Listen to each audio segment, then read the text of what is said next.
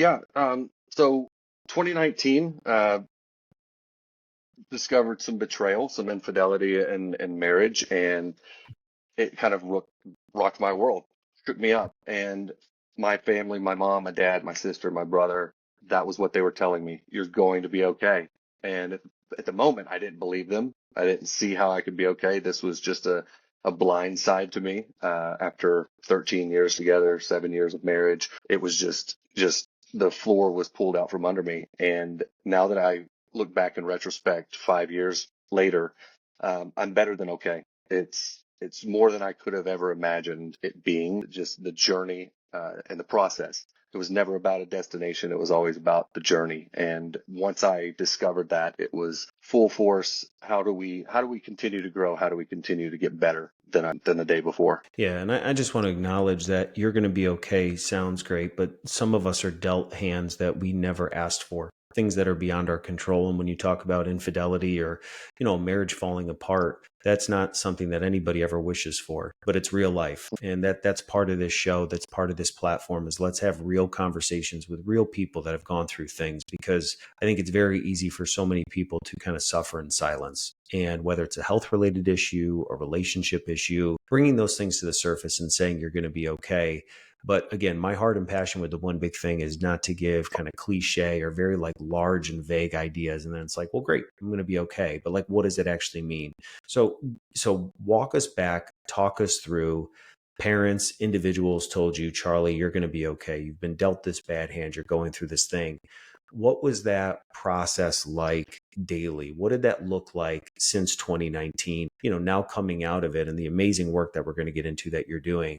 Like, what did that process look like from 2019, and how have you began to implement this reoccurring narrative that you're going to be okay through all the things you've been through? Yeah, I think immediately I jumped into therapy at the recommendation of a former boss who was going through the same thing, and jumped into it and couldn't even get a sentence out when I sat on my therapist's couch before I started bawling because my world was wrecked. I didn't know what to do. I was lost and kind of wandering aimlessly at that point. So she asked me what I like to do. I said, well, I like to golf and I like to go to the gym, but I feel like I'm just going through the motions just to maybe get out of the house because I didn't realize at the moment in time how miserable I actually was. And so I found Shred and downloaded it. Couldn't tell you where I found it, how I found it. For some reason, it just came up and I downloaded it. That was probably the end of July whenever I was rocked with this news. And the first week of August, started working out and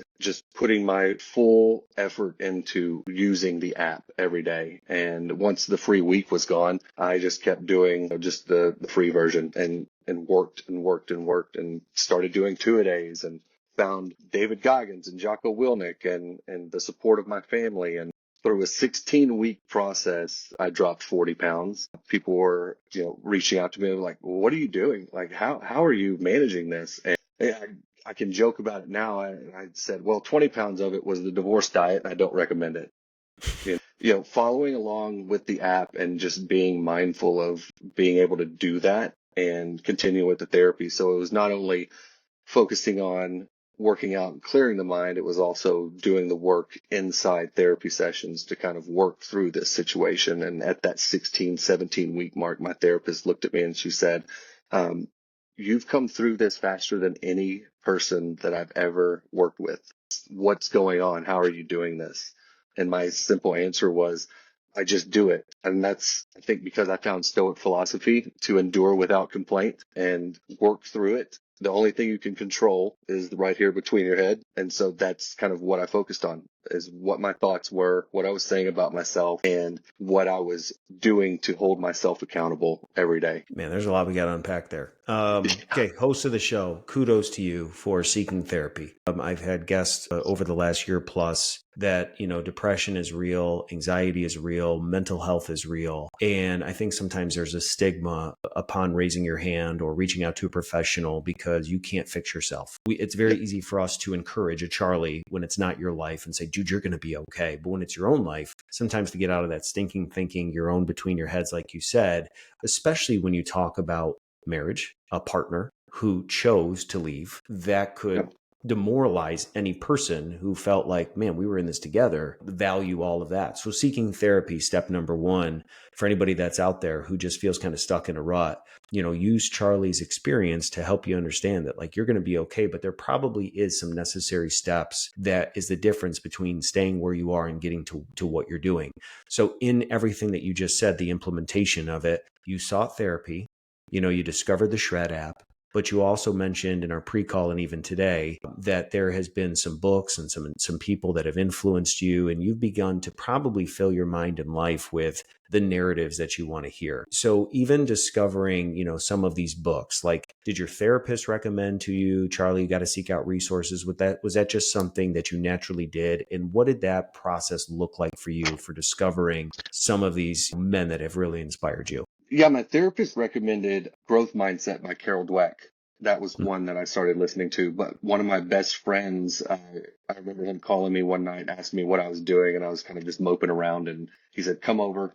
And I was like, "Nah, I'm okay." He's like, "Come over, or I'm going to come get you. I just sent you my address." And so he was a huge advocate. He knew what was going on, and he was the one that turned me on to David Goggins. He sent me a free version of his Audible, Can't Hurt Me, and I listened to that story. It was, I think, a 23-hour audiobook. And working as a salesperson at the time, I traveled a lot, so it was a lot by car. So I was able to listen to that. And about a third of the way in, that's when it was that instant moment, that flip switch of Taking Souls. If you haven't read or listened to David Goggins, I highly recommend him. If you don't feel like ever going to the gym, just turn him on for about 5 minutes and you will feel definitely like you need to get off the couch and go. That's what I do. If I have one of those I don't feel like it days. And his story of going through buds and all of that. And that led me into Jocko Willink and Jordan Peterson and all of these other great minds, Alan Watts, and just listening to these great philosophical minds. Ryan Holiday is another one with the Daily Stoic. It was just, you start listening to one and that leads into a rabbit hole and you just kind of follow, start looking at these things and reading about them and listening to what they have to say. And some things will resonate and some things won't with your listeners and your viewers. But David Goggins is that one person that he's very empathetic, but he won't take pity on you. And that's kind of where I've been able to, I guess, reimagine how I go through life. I'm very empathetic to people and their situations, and I want to help them and I want to encourage them. I don't want to motivate. I think motivation is a fleeting emotion, and it's there for 15 minutes, and then what? I watch a Right. motivational speech and like, okay, cool. But if you could be inspired by something and commit to yourself, then that's where the catalyst lies. Yeah, and you've been an inspiration, Charlie, to so many people. For those that are here to champion you, welcome into the podcast. I think you're going to want to stick around for a lot of other guests like Charlie that are an inspiration to many. Because I think when you had started from what I've experienced in 2019, the shape of your body, the weight you were carrying, what you had talked about, to where you are now, I mean, you use an app called Shred and you're absolutely shredded. So I think what's cool about your story is the idea of like victimhood and people that have gone through difficult things, like acknowledge it. But our culture and our society almost wants you to stay there and stay stuck because you've Yeah. gone through things, but you have found a way to break the mold, and it's been through things like therapy, like we discussed. So if that is real and something you need to seek out, don't be afraid to do it. If that's the only thing you take from this episode, we've done our job. But we also just gave you some resources: David Goggins, Jocko, some other people. We'll put it in the show notes. What you feed your mind, what you listen to, can really change and shift the synopsis and things in your brain. But what's cool is that when you begin to seek resources, algorithms will suggest similar type people. And what you find is that sometimes you just stumble into influencers and speakers and motivators, which then leads you to other people. So seeking out podcasts, seeking out books that can shape your life. But you and I had also talked about the Shred app. And so I know that, it's been very popular since I started the show. Health fitness is, 1-2 top of mind for individuals. But you have completely shaped and sculpted your body, and you're now an advocate for Shred. You're a part of their affiliate program. You're doing great work as one of the spokespeople for it. For those that, are looking for a spark in their life, they're carrying the extra 10, 15, 20 pounds. And, you had just shared when you feel like you've done everything you can, you've only given 40%. I'm thinking about the husband, the wife, the parent that's like, dude, I'm tapped out. Like, I got nothing left to give. kids have stressed me out, inflation, the cost of things, work. I just don't feel like taking care of myself. And I think one of the things that you and I had touched base on leading up to this was just get 1% better every single day. And it's kind of this concept that you talk about. So what does that look like? How do we inspire the listener who feels like, guys, I got nothing to give, but I want to be inspired. I want to be, I want to change my life. How has Shred helped you, for those that don't understand really what it is? Like, how have you implemented that in your life, and how can somebody, go start to do some of these things that you've done? Yeah, I mean, I owe everything to Shred. I'm forever indebted and forever grateful to Charlie Hell and his team. They changed my whole world. And, I get a little bit of emotional talking about it because I look and if I hadn't found that app, I don't know where I would be. So I'm forever indebted to them. But the one thing that you can take with Shred, you can take it anywhere. I travel for work. I cover 3 states, and I can take this app and find a gym or find the hotel gym and customize it to exactly what equipment that I have. So Mhm. that's the start. Those parents that feel tapped out, they're just do it. Just once you start that workout, even no matter how tired you are, you will feel so much better when you've completed it. You will feel accomplished. You will have much more energy to now go play with your kids.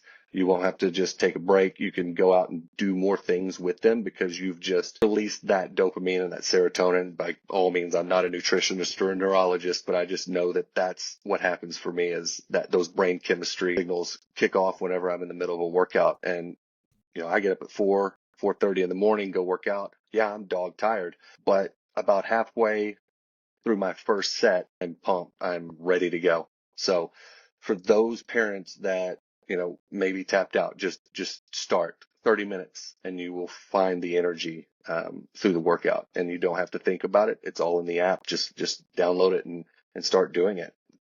All it takes is that first step, day one, and you'll be hooked.